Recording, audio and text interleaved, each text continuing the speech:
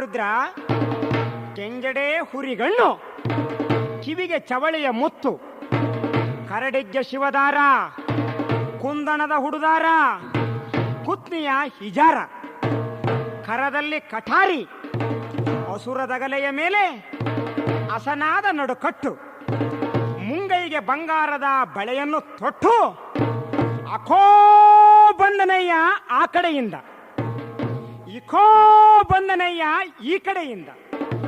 ಯಾರು ಯಾರೋ ಎಂತೆಂದಡೆ ನಮ್ಮ ಕರಿಮುಖದ ಕಲು ವೀರಭದ್ರ. ಹಬಿ ನಮಗೆ ರುದ್ರ, ಕರುಣಿಸು ಕರುಣಾ ಕೃಪಾಲ.